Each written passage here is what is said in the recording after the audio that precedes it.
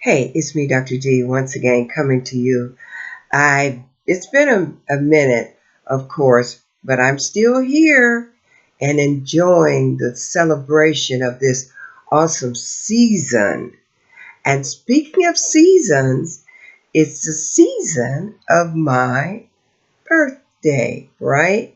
And I was having a conversation with my daughters regarding my birthday and age and all of that. And within the conversation, something came up that was really interesting.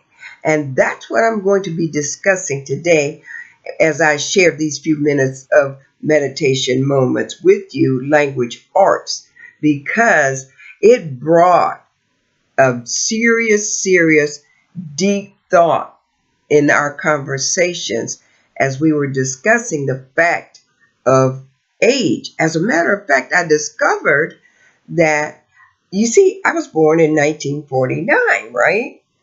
And in our conversation, we discovered that when each one of them were 49, understand this, my age was the year that they were born. And also, I thought about the importance of age because people say, "Oh, girl, age ain't nothing but a number." But I'm here to tell you, age has more significance than just a number. When I talk here on Meditation Moments and Language Arts, I always refer to the fact that words have meaning and they're creative. So there are different types of words. You have antonyms, homonyms, synonyms, and all the other nyms, including what momma-nyms say. And it brought to mind that age ain't nothing but a number. That's a momma-nym. And I'm going to discuss it to let you understand where the truth and the reality of how when we just say stuff just because we heard it, but the essence of the reality and truth. Sometimes you need to think about it and know what you're saying and why you're saying it. And so today I'm going to delve into the real connotation and the importance of age. Because when I get done, I hope you understand in the same heart and meaning that I really realize it's important. As a matter of fact, I take notes now, and so as I thought about it, and I chronicalized my thought pattern on paper, so that I won't belabor the time, because they say people have a very short attention span, and I do not want to break that rubber band. So I'm going to stick to my notes. As a matter of fact, I'm going to go to my notes as I was contemplating and digesting it, and stick to it so I can stay on track. Because some of you know me, oh, that's Dr. D. She can go off. But I do thank you for those of you that take the time to not only hear what I'm saying, but to listen, because it's here for a reason, and it's here because I care and I want to share the understanding from whence I think things, so we can know that when we think about something, we need to know where it's coming from. All right? So, as always, I go to two sources. I go to Google and God. God, of course, first, but Google, because that's where both the carnal and the spiritual explanations can be found. So I'm going to go here to my notes. As a matter of fact, in the beginning, I'm going to show you what I mean in reference to age ain't nothing but a number.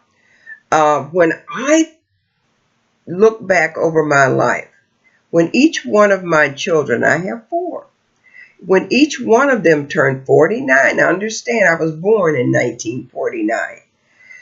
I was the age of when they were born. Say, for instance, my oldest son, he was born in 1968. When he turned 49, I was 68. And then when my youngest turned 59, I was 76 because she was born in 1976. And at first I thought, I need to dig a little deeper. And this is what I started to find out really how all of this correlated to have a meaning, because everything has a meaning. Nothing is done randomly, okay? So according to the Word, the creator of our lives, the Spirit of God, had it all set up. Numbers, like words, carry meaning and are creative. They have a creative power. Why? Because if you were 10 and you turn 20, the power of who you are and even the things that you do has increased. So we have to consider the importance of numbers. We have to consider the importance of our age, because age represents time lived, and the birth year represents time given. As Genesis reminds us, and this is from the book called the Bible. I know it's not a religious book. It's a book of history. It's the recording of the beginning of humanity. So don't let anybody fool you, as my mama would say. It doesn't matter about the religion you practice, because life is life. You know that saying, they say you be life in it? Well, you do. So understand, when I say things that come from the Bible, I'm talking about the book of history. And why? Because it does say, in the beginning, God created each one of us individually at a set time. Life cycles begin at birth, and along the journey of life, within it, we have purpose. And the milestones in our journey through life is called age. Life experiences as we grow on our journey. It can come into various forms: love, joy, peace, pain, sorrow, and hurt. But know that these are like fertilizers for the growth of who we are. You see, we are each products of a seed, and the seed of humanity is planted on earth. So you got to remember, as we grow through life in humanity, things will happen. And I see those things as fertilizer. Now, as you know, but if you don't know, I'm going to tell you now. Generally, fertilizer stinks, but it's for the benefit and the strengthening and enhancing the growth of the product of the seed, so that it can create a great harvest. Now, I mean, let me stick to my notes, because I can go another way with that, but I'm not going to do it, okay? The alignment of ages and birth years reminds us how deeply connected our lives truly are. Think about it. Long after labor pains ends, the connection continues through what we're going to call seasons, growth, and purpose. Seasons is as the child grows, there are seasons. And sometimes they say you're a baby, then you're into adolescence, then you're into the young adulthood, and so forth and so on. That can be conceived as seasons in our lives. And know that nothing is random. You being here, it wasn't random, no matter what the circumstances were. Okay? If you are here just randomly, you are a planted seed. The timing, the people, and the purpose of who you are, your being here, it was all intentional. Understand the spiritual insight. Numbers are more than just counting. Numbers are more than just numbers. They're called numbers, but each one has a divine purpose. They're actually a testament to the divine goodness of the Creator, the intentionality, and the favor on your life. If you are still breathing, your purpose has not ended. Understand what I'm saying. No matter what it looks like, if you're still breathing, your purpose, your good purpose, is still in play. That does not go away. Understand what I'm saying to you. Because even in the book of life, history, called the Bible, if you take the time to read, the manual is what it is, you will get a better understanding of who you are and why you're here.